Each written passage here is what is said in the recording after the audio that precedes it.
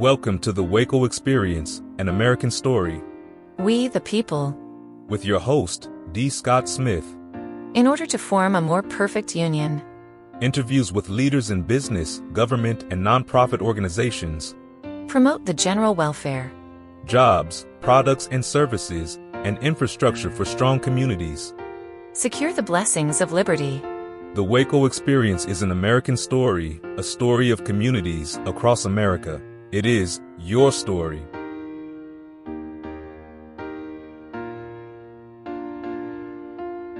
So this is the WACO Experience, an American story. D. Scott here, and we are at the Chamber of Commerce today. We're going to be talking with two of our law enforcement officers. We'll give them an introduction here in just a moment. But as always, this program is brought to you because cool people, cool businesses decide to make this happen. Biddy and Bo's Coffee, they're at 110 Franklin. It is a fabulous place to go for hot or cold drinks. You want to go visit Biddy and Bo's at 110 Franklin. And Friends for Life, they provide systems and support services for seniors and those with disabilities. Learn more at friendsforlife.org. And Lime Lily, they are actually the only corporate gifting company in Waco. LimeLily.com for high-volume corporate gifting. Send out hundreds or even thousands of gifts. LimeLily.com. And Chord Buddy. Chord Buddy is the world's best way to learn guitar. ChordBuddy.com. You can be playing guitar right now. They've got a Christmas special going on, so check them out. And The Aspects of Aging. This is with Christine Smith, a weekly talk show which features unscripted conversations with experts online at AgingBetterNetwork.com. So welcome, Officer J.D. Janae Draper. We're glad to have you here. And Detective Eric Hawkins. Detective Hawkins, thank you for joining us here on the WACO Experience. It's an American story. Well, thank you. I appreciate you having us. Yeah, thanks for having us. Absolutely. So we're going to be talking about your role in the neighborhood employment, neighborhood engagement. There we go. Neighborhood engagement. I had to tell you, I got jobs on the brain. There's a lot of stuff coming up, but neighborhood engagement team. So let's just talk about that specifically. What is the neighborhood engagement team and how does it function within the police department and the community? Great question. I'll tell you what, the neighborhood engagement team is a multi-pronged portion of the police department. People, you know, I've done a few events here lately, and it's funny how people imagine the police in the traditional manner in which police go about doing their business. I think it's a thing that's sweeping across the country where police are having to deal with more complicated type issues and resolve problems that can't be just taken care of overnight. And I think that was pretty much the birth of the neighborhood engagement team. What we do is if there's a problem area, whether it be dealing with crime or mental health issues or traffic or whatever that area may be burdened with, we are a team that's put together to try to find the resources in order to correct or make that situation a lot more livable and sustainable for the people in that community. And then also on top of that, like he was saying, it's multifaceted. So there's, so the chief kind of puts it into perspective of there's intervention or prevention, intervention, and apprehension. And so we kind of fall into the prevention, intervention, or mainly prevention, but can be intervention as well.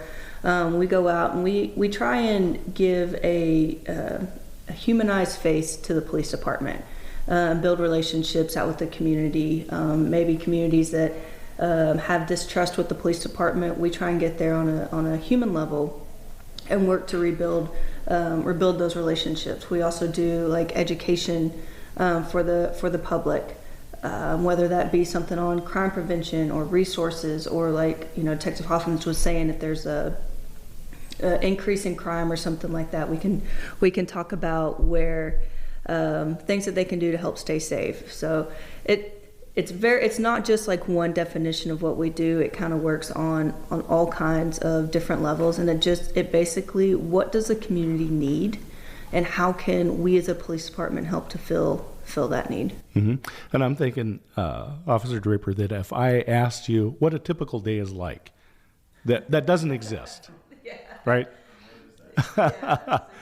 So let's expand that out. Let's talk about the types of things that you might do in a week or doing a month, right? What does this look like from your perspective? Shoot, when you look at it, I mean, it can be anything from going and, because networking's a huge thing that we do, trying to build relationships. So it can be anything from going out, meeting to people, talking to people, having people email us or connect with us directly that we've already made connections with, that have an event coming up and they want someone to PD there, or want to have a presentation. It could be something that comes down from the city or our admin that people are reaching out to, that need to want to experience with the police department, and how we can do that. It can be something as simple, or not as simple, but as complicated as coming from the city or admin that, hey, we think this is a good idea, see how you can make this work. And that's where we have to use our creativity to try and see how we can make it work for the city. It's going out and trying to get, if we have an event that's coming up, going out and trying to get sponsors, vendors, donations. I know I'm missing stuff, but it's literally not just a normal day-to-day. You have to be very creative, charismatic, innovative, are all some of the qualities that are required in this. I tell you what, it's amazing how the community comes together at the time of need. Like Detective Draper was saying, we have several events that we're responsible to attend. This is part of the building relationships. This is part of building the trust. This is part of showing the community that we're there to respond to their concerns and their needs. There has not been an event that I have gone to that I haven't asked for support from community leaders as far as helping with sponsorship or finance or product or time, service, or what have you, to where I've received a no. This new style of policing works. And I think it's very effective. It is definitely something that the community members are embodying by becoming a part of. We put together, we created an event called the CO, which is the Community Opportunity Event. We had zero monies, we had zero location, we had zero resources. My team and I started going door to door, not literally knocking on doors. We contacted several community leaders as far as, hey, this is a plan that we want to try to put together. This is going to be a totally free event. We were able to get, at no cost to the community, MCC, TSTC, Southern Career Institute, Baylor University, Texas Tech on board to give GED information, scholarship information, grant information on the spot. We were able to get the McLennan County Health Department, along with other medical facilities, ETMs, the AMR. We were able to get all of these people at this location for free shots, free records, free checkup, dental agencies on the spot to give the community members what they needed as far as insurance or dental. I think we had over 120 vendors. We had over 15,000 in donations, and we had over 3,000 people show up to this event. Forget TFNB, Walmart, all of these, Wrigley Mars. Yeah. This is something that the city had never seen before. This was an event that we pulled from the bottom of our thought process and put into action. And I think 3 years ago when we started that, it's become an annual event, and each year it grows. Yeah. So we are, this is the type of thing that we're able to do from the Neighborhood Engagement Unit. And how did we get the information for this particular thing? We actually went door to door. We actually went to the jails. We talked to inmates. We talked. There was at that time there was an uptick in youth violence across the country. We had youth violence due to COVID. We had school dropouts were happening all over. You know, from getting these statistics and going to the people and asking the people what they want, what they needed, and what would help them, we were able to put this together. Job opportunities, GED and educational information, and health benefits, all in one location at no cost to the community. And it was a great thing. You know, this is great because it starts as an idea, right? You didn't start with a grant in a pool of money that says, go find a way to spend this. You started with, what does the community need? Okay, so this is what they need, and now how are we going to make it happen? And when you shared that information, people came together. And so you talked about the new type of policing. And I'm thinking about the old days, basic training, drill sergeant comes in. The whole reason to be there is to find something wrong. And this is maybe the old school police, right? I'm just here to find something wrong. What are you doing wrong? But in this case, and we talked about the prevention, intervention, apprehension. Here we are on the prevention side. And if you're providing for citizens those basic needs, health, food, safety, security, right, those types of things, then that's preventing those opportunities to maybe get involved with gangs or other items that are areas that are going to be detrimental to their long-term individual life as well as the community. So what I see is that this new style of policing is being a connector and pulling in these resources. Yeah, absolutely. And that's what's great is because if you look at the police department as a whole, you got to think of each individual department, and then all those together make up the full body. And so we're just a part of it. You know, we still like you look at patrol as the foundation of every police department. You look at your detectives, your community outreaches, you know, your personnel staff, everything like that makes up a police department is a necessity, and we are just a part of it that's helping with the prevention side. The intervention, apprehension, and all like that are still vital necessities. We just focus, we try to focus and work on helping to reduce those crime numbers, because if we can provide these opportunities to get, like Detective Hawkins was saying, there was an uptick in youth crime and youth violence, and so. And he's being modest, but the idea, it was his idea. And he was like, this is what I want to do. And so then as a team we came together, but it's his baby. He's just being modest about it. So I got to give him credit for it. And it's grown into something that every year has grown. The community knows, responds to. There's so many great positive things that have come out of it. And then if you just start looking at, and I'm not saying, you know, it's based on one thing or another, but if you go back a few years of when the neighborhood engagement team started to now, like, you see a decrease in these crime numbers. Can you pinpoint exactly what the decrease is? No, but I get, you know, I would put money on it that some of it is due to what we're out here doing and providing these opportunities for the kids and the families, education styles, you know. But it's very passionate, and you have to be very, very creative in what we are doing in our aspect of it. This is a different police force, I think, than people have in their mind. And I know if people go to the website, they'll find opportunities to join the police force. I think what people thought the police force is not what you're telling me.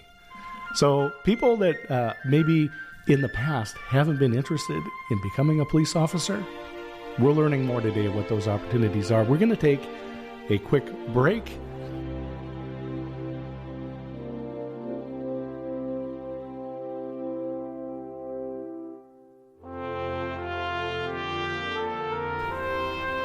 And we are here with Officer Janae Draper and Detective Eric Hawkins.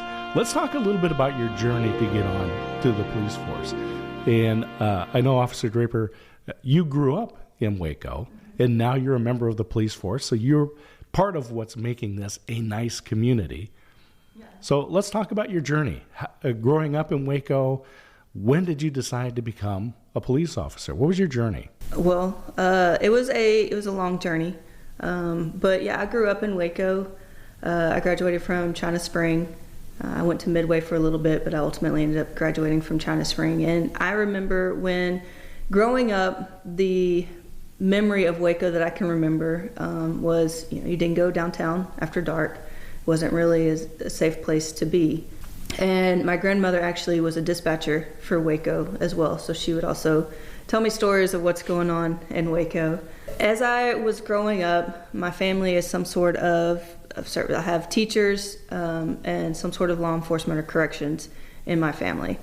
So actually there for a while, believe it or not, I did go through the fire academy. I wanted to be a firefighter. And then I got to like the EMT side of it and the medicine and the very detailed specifics. And I was like, this is not for me. I can't do, that's a lot. So I get a lot of respect for AMR and paramedics and stuff because that was a lot for me. But I knew I wanted to do something with service. I knew I wanted to do something that, because just kind of growing up, I was always taught like it's not just about you, it's what you can do for others. And that's just how I was raised. And so wanting to do something of service, actually prior to working for Waco PD, I worked down in maximum security in Huntsville for 6 years. Doing that, I saw what happened after they got arrested and doing that, but I wanted to maybe be a part of something bigger and before. Community policing was, I think it was probably getting to become a newer concept in that time, but still just trying to go out and make an impact. And I remember the years I was working on patrol, just no matter what the call was, just trying to have an impact on somebody. And there would be years later that someone would come back and I remember you from this, you did this. And so for me, it was, it was a call and I had tons of them. And so I always didn't remember everyone. But the fact that years later, someone still remembered me, it really started showing like I'm making a difference even though I don't see it. And so that's where, when the neighborhood engagement team came open, that's kind of where I wanted to get involved because I was already doing these things on the street, but I wanted to almost do them full time, if that made sense.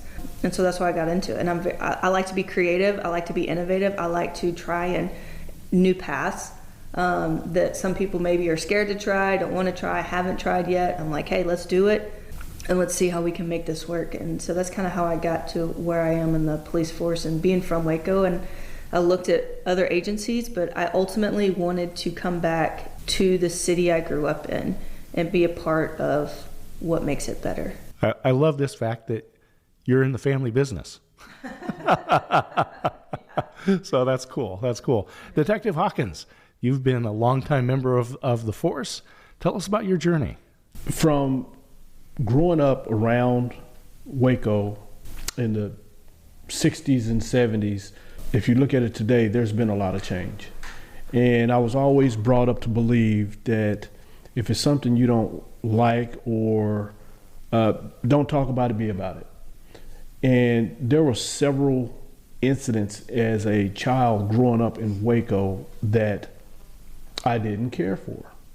So I didn't want to just talk the talk, I wanted to walk the walk. If you want to make a change, you have to be a part of that change. And I decided to join the McLennan County Sheriff's Department back in 1991. I worked for the Sheriff's Department for 10 years as a deputy sheriff. And I really started at that point to get into law enforcement and really kind of understand some of the ins and outs of law enforcement officer. But at that time, I think a lot of the resources were still limited to certain individuals during that period of time. But I wanted to enhance in this career because I enjoyed the type of work. I ended up applying at Waco Police Department, in which they did hire me back in 1999. So I've been with Waco Police Department since 99. I'm going on my 25th year. And in that time, we were more of a traditional style of police agency, meaning you call the police, we come, we resolve the issue, we leave. A lot of times, you would end up going back to that same residence for the same type of call. The early 2000s, Waco started kind of playing around with community-based policing. but I don't think as a department that we really bought in. We were so used to the traditional style of, answering calls for service and kind of going from there, up until they brought in Chief Victorian, who really nailed home the entire community-based policing with this NET organization. And this was something that I think she pitched to City Council. And I think since they came out with this new, well, I can't say it's a new style of policing because it's been there forever. It's just not something that really took root in Waco. But since it has taken root, I think it has really, really changed and made a difference in the lives of the community members in which we serve. To police the communities with this style has made this 35-year journey worth it, because now policing, you feel that you've accomplished something at the end of the day. You didn't just arrest somebody, but you may have done something that actually enhanced or changed somebody's life. And that to me is very important when you're policing.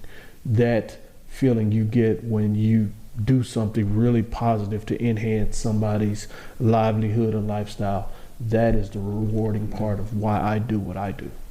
So let's talk about some of the programs that are available. I know people can go to the website and find things like the neighborhood cameras, the Take Me Home program, which, by the way, I think is a great service.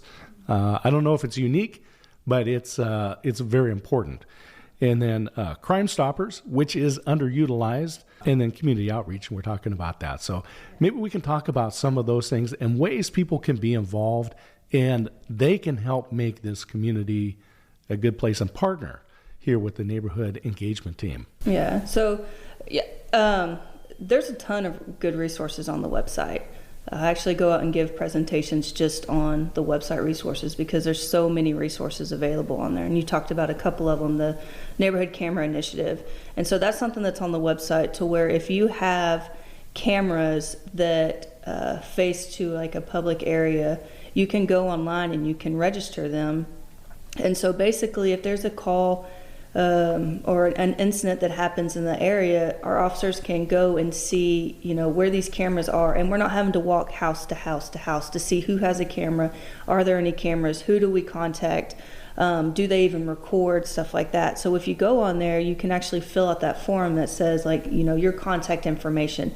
Do they record? For how long do they record? What area do they capture? So that way it's just an easy access for officers. So that way if there's an incident, because on patrol, and I know Hawkins has probably done it as well, if there's an incident, we're walking blocks trying to see who has cameras, who saw something. And that's just having it on a website if someone already has them filled out. It's way easier and it's less time consuming for us to have to walk every single house. So that's something that's very beneficial to our patrol officers if it's available. If you have, again, if it's any public camera that faces towards a public area that officers can go on and look at. So it's been very beneficial. And then the Take Me Home program, like you said, is a wonderful program. I don't know how far it stretches out. I know that Waco PD and McLennan County, they kind of share the Take Me Home program, but it's basically a form that you can fill out if you have anyone with cognitive or mental disabilities that maybe have trouble communicating. You can fill out this form with the name, photo, information, and different things that they're interested in. What do they like? Toys, something that scares them, anything like that. There's just information on it. So if officers come in contact with this person that may not be able to communicate, we can look on the Take Me Home program and actually have a story of that. I was brand new. I was still a rookie, and if anybody's familiar with Waco, I was out there on Waco Drive on US 84 in Spiegelville.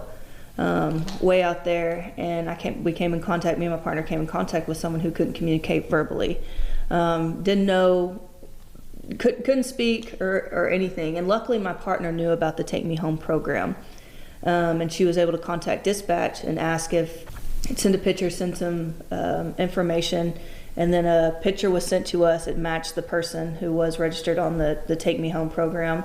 And this person lived all the way over by the Extraco Event Center off of Bosque and New Road. So, I mean, miles from where they lived. And had it not been for the Take Me Home program, we wouldn't have been able to figure out who he was, where he lived, and he had just wandered. So that's good for people with, dementia who may wander off, autism, anything like that you might feel would be beneficial. It's always good to register them on the Take Me Home program. If you have a family or a loved one that may not be able to communicate or has trouble communicating. Mm-hmm. And Crime Stoppers. We are, each person, there's 5 members in the neighborhood engagement unit, and we're all state certified in crime prevention. We give free information, we hold free seminars, free events, to whereas we can come in and we can give people presentations on how to begin and how to start up their neighborhood watch or their their neighborhood watch programs. Give them information on Crime Stoppers or whatever it is that the situation may dictate. We're also CRACE trained. All of us are trained in giving presentations on civilian response to active shooter, which is CRACE is the acronym for. Situational awareness, just for personal, security and things of that nature. There are quite a few businesses that call upon us to give them information on a lot of these different programs, and the thing is, they're all free. We don't charge to do any of these educational information for the general public. And I think in the past few years, it's really accelerated as far as how many of these that we're ended up doing in a week's time or in a month's time. It's something that, like I said, that information is out there. We're always willing to pass it on. And like I said, it's a free service that the department has allowed us to give to the community. Detective Hawkins, thank you for joining me today. Officer Draper, thank you so much for the information. Great to hear both of your journeys. What's the best way for someone to reach out and get in contact with you? I think if you don't know where to start, just start with what you know, right? So if you know the number to the Waco Police Department non-emergency number, then call that and ask for someone with the neighborhood engagement team. Call that ask for information. But you can also go onto our website. I'm also the LGBTQ liaison, so you can contact me there. Don't call 911, it's for emergencies, but call the non-emergency. You can reach out to us by email, phone. There's always someone who can get you contact information for us. Well, this has been fun. Thank you so much, and we will let you back out to the world. I appreciate it, Scott. Thank you so much. Appreciate it.